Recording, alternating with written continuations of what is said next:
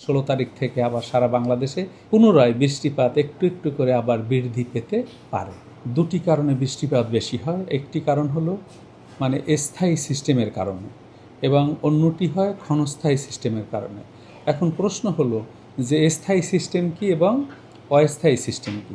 স্থায়ী সিস্টেম হলো, আপনারা দেখবেন যে আমরা সিনপটিক কন্ডিশন লিখি, অর্থাৎ উত্তরপ্রদেশ, মধ্যপ্রদেশ, বিহার, পশ্চিমবঙ্গ, বাংলাদেশ হয়ে আসাম পর্যন্ত একটি মৌসুমি বায়ুর অক্ষ বিস্তৃত থাকে সবসময়।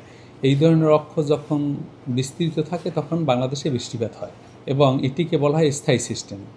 আবার আমাদের বাংলাদেশের উপরে ঊর্ধ্ব আকাশে পশ্চিম দিক থেকে প্রচণ্ড বায়ুর গতিবেগ বিশিষ্ট বায়ু প্রবাহ পশ্চিম দিক থেকে পূর্ব দিকে যায় একদম উপর লেভেলে ঊর্ধ্ব আকাশে, একে বলা হয় ওয়েস্টার্লি জেট। এইরকম দক্ষিণ বঙ্গোপসাগর বরাবর বা আন্দামান সাগর বরাবর পূর্ব দিক থেকে বাতাস পশ্চিম দিকে যায় প্রচণ্ড বেগে ঊর্ধ্ব আকাশে, একে বলা হয় ইস্টার্লি জেট। এগুলোকে বলা হয় পার্মানেন্ট সিস্টেম বা স্থায়ী সিস্টেম। অথবা তিব্বত এবং পার্শ্ববর্তী এলাকায় ঊর্ধ্ব আকাশে একটি উচ্চচাপ বলয় থাকে। আরব সাগরের মাদাগাস্কারের পূর্ব দিকে একটি মাসকারিন হাই থাকে। এগুলোকে বলা হয় স্থায়ী সিস্টেম। এই সিস্টেম বৃষ্টিপাতকে বাংলাদেশে ত্বরান্বিত করে। শুধু বাংলাদেশেই নয়, একদম ভারতীয় উপমহাদেশে বৃষ্টিপাত হওয়ার মূল কারণ এই স্থায়ী সিস্টেমগুলোর অবদান রয়েছে। এবং অস্থায়ী সিস্টেম হলো, একে বলা হয় মনসুন লো প্রেসার সিস্টেম, অর্থাৎ বঙ্গোপসাগরে কখনো লঘুচাপ তৈরি হয়, কখনো সুস্পষ্ট লঘুচাপ তৈরি হয়, কখনো নিম্নচাপ তৈরি হয়, কখনো গভীর নিম্নচাপ তৈরি হয়, কখনো মৌসুমি ঘূর্ণিঝড় তৈরি হয়। একে বলা হয় ক্ষণস্থায়ী সিস্টেম।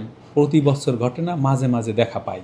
সেই কারণে এই ধরনের সিস্টেম যখন তৈরি হয় এবং এই সিস্টেমগুলো যখন উপকূল অতিক্রম করে, অর্থাৎ সে ভারতের দিকে যেতে পারে, বাংলাদেশে আসতে পারে বা মায়ানমারের দিকে যেতে পারে, যেদিকেই যাক না কেন, এগুলো এই যে অস্থায়ী সিস্টেম বললাম সেগুলো যখন উপকূল অতিক্রম করে তখন বাংলাদেশে ব্যাপক বৃষ্টিপাত সংঘটিত হয়।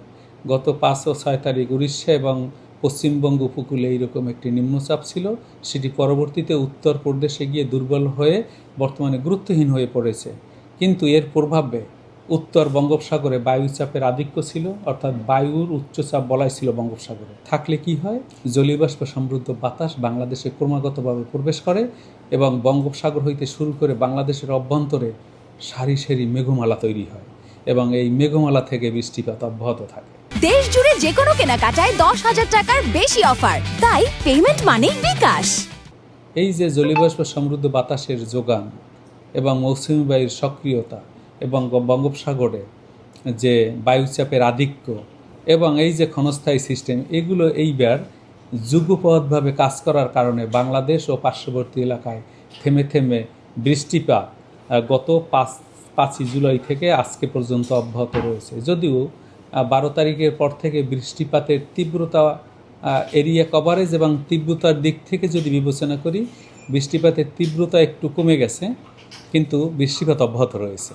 এই বৃষ্টিপাত আজকের থেকে 14-15 তারিখ পর্যন্ত সারা বাংলাদেশে এই বৃষ্টিপাতের তীব্রতা কমে যাবে।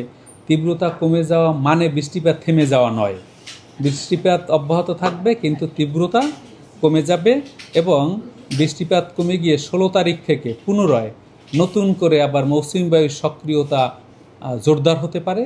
সে কারণে 16 তারিখ থেকে আবার সারা বাংলাদেশে পুনরায় বৃষ্টিপাত একটু একটু করে আবার বৃদ্ধি পেতে পারে।